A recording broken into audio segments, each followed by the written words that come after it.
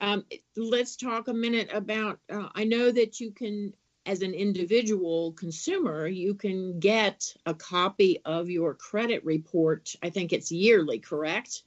And Correct. you can check it yourself. And that makes sense to me. What do you think?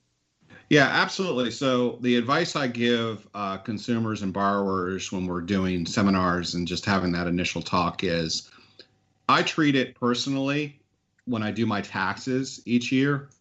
I treat it personally like smoke detector. You change the batteries on your smoke detector once a year, as they used to say with these older smoke detectors. Check your credit once a year.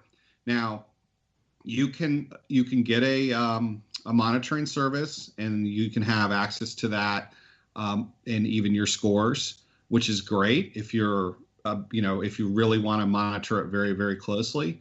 But if we're talking about maintaining credit and making sure everything's okay, you can go to annualcreditreport.com. This is a government sponsored site. All three bureaus use it: TransUnion, Experian, and Equifax. And what it allows you to do is you go on and you answer specific questions about where you've lived, what kind of credit accounts you've had, who your creditors are, to identify you. And then you can pull a credit report from each of those three credit bureaus and look at it. It does not contain your credit score, but it does have some important information to review each year. One of the go-tos is addresses. Identity theft is big topic these days because it's very rampant. So one of the big flags I see on credit reports is, hey, there's an address here that in a state you've never lived in, and it's a PO box, let's say. That could be a telltale sign of identity theft. So those are the kind of things you want to check on your account. You obviously want to check your creditors that you do business with, make sure they're reporting things properly. And I would take a look at it once a year, and any consumer can do that. Again, it's annualcreditreport.com. There are other commercial sites that sound like that same URL, but it's annualcreditreport.com is the official site. And that's the one you should go to. That doesn't show up as an inquiry for you, so it doesn't hurt you to pull it once a year and take a look at the information on there.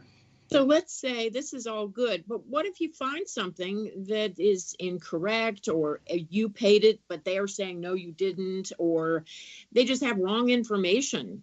How do you fix it?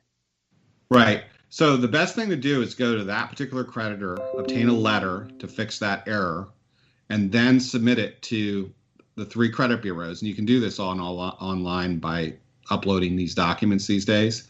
Very few things need to be originals. And then the credit bureau can check it out. If they have to reach back out to the creditor to see if this is accurate, they have 30 days to respond. If they don't respond, it should be removed. The credit bureau will send you a letter saying this item is removed. And that's another letter to hold on to for the long term, to show that you got that removed from your credit report. And that's how you handle it. So all three, TransUnion, Experian, and Equifax, have websites you can go on to get things straightened out on your credit report. But the best thing to do is always start with the creditor, get a letter, and then start with the credit bureaus. Sounds like a plan. Well, you get these things in the mail, and it says, oh, we have a zero interest balance transfer to you, the card, and it's good for 12 months with no interest. And so if you want to transfer high credit card interest credit cards to this, go ahead. Is that good or bad, or what's the outcome of that? So part of it is how quickly it might be good in the short term if you're not going to apply for credit, a major purchase, mortgage, car, that sort of thing anytime soon. It might be fine to do that if you're going to pay it off relatively soon.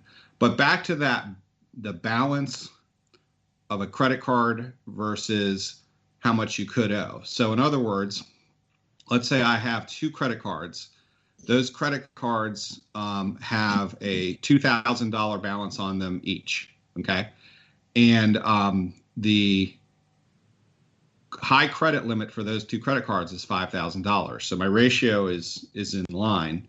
It's low enough for those two items. So that's good. But if I decide to consolidate into one credit card with a $5,000 high credit balance, and I put $4,000 onto that credit card, then all of a sudden that's actually going to probably impact my score to the negative. And so do you want to do it that way? But if you're saying, hey, I'm not going to apply for a mortgage anytime soon, and I'm going to pay this off in 12 months, and then maybe after that I'll buy a house, then of course you can do it that way.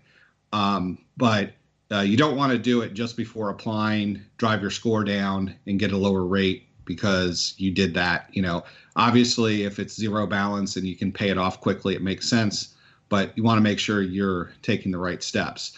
Now, on any of these questions, the best thing to do is check with a loan officer, get their opinion if you're thinking about applying for a mortgage in the next 6 months, because we'll probably have something to say about that, depending on what your situation is. And again, we can run analysis and tell you what you need to do to bring your score up. And so that's why it's important to engage with us early. Awesome. Excellent advice. So you have some credit do's and don'ts, and maybe since we're coming to the end of the show, unfortunately, we're running out of time, but maybe you could just wrap up, like, do stay current on existing accounts and use your credit as normal, things that we can remember as bullet points. Right. Absolutely. Yeah. And that's the thing. It's interesting that a lot of consumers will do something with their credit just before, like buy a car just before they're about to buy a house. And these are all things that we want to avoid if we can. But of course, stay current on all your accounts. My advice is set everything up for minimum payment, even if you always pay higher, and then make that higher payment at your leisure, but make sure the minimum payments are automatic, set on automatic.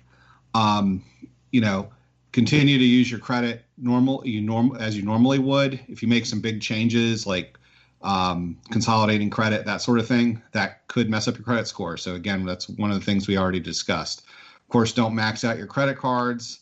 Don't close any accounts either. That can actually impact your credit in a negative way. And you don't necessarily want to pay off collections, because basically if you pay something off, it flags it on the credit report as a recent activity and actually can drive your score down. These are things we can discuss with folks. If they delete it altogether, that's fine. But if they just pay a collection off, the data last activity is flagged on your credit report as a recent activity on that collection, and it actually can bring your score down. Wow. So these are all things to think about before you do anything with your credit. So you want to make sure your credit score is maintained, and then we can help you maybe even bring it up a little bit higher. So what are some don'ts, like maxing out the credit cards, and don't consolidate your debt, as we talked about, and you definitely don't want to close out a card of any kind, no matter how long you've had it, because don't they look at how long you maybe have had a credit card, and that helps you in your credit score because it shows that you're a long-term user?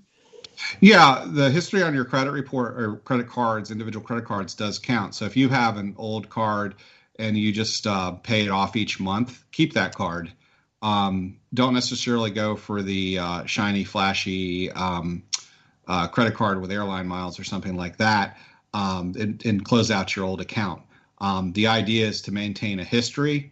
And if you don't have a deep enough history, that can actually impact your score too. So if you don't go back that many years on your credit report, your score can go down. So definitely don't pay an old credit card off and close it.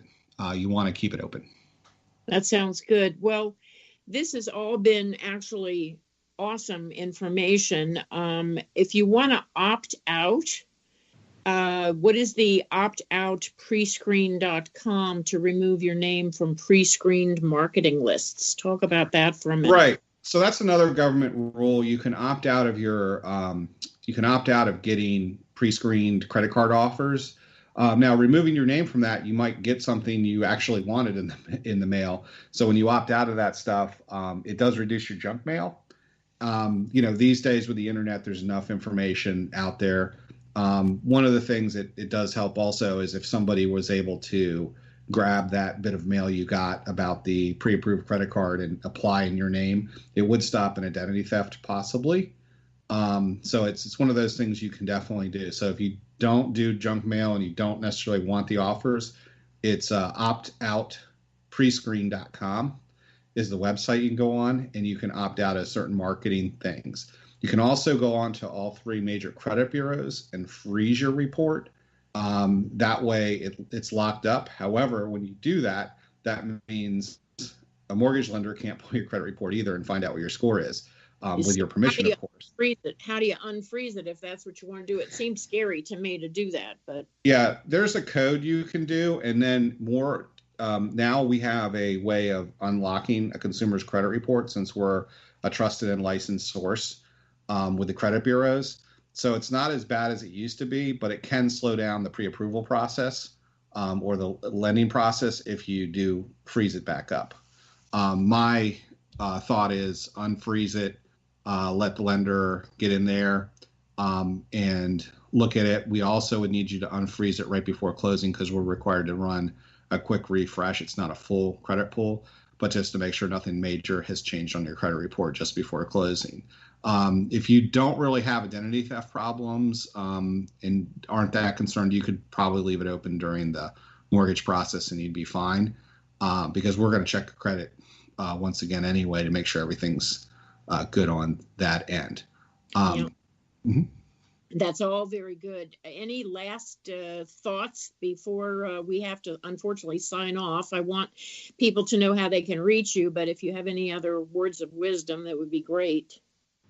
Well, the biggest thing is what I've been repeating is check with your lender before you do anything major. Get somebody that you trust to talk to you about your credit report, what you need to do, what you shouldn't do before you make any major changes to it, especially if you're going to buy, let's say, in the next 6 months to a year, because you don't want to, you might hear from somebody that I heard this was a good idea. We often hear about that, but check with a licensed professional before you make those changes to make sure you're making the best decision for you.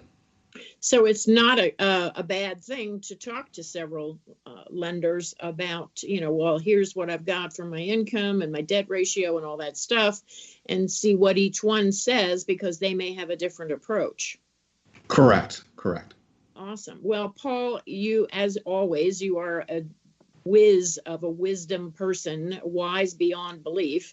And I do appreciate your joining me today, but could you just let people know how they can reach you? Maybe they want a renovation loan or construction loan, and maybe they just want to get a credit report evaluation from you. Any of those things would be most helpful because you're the genius on this.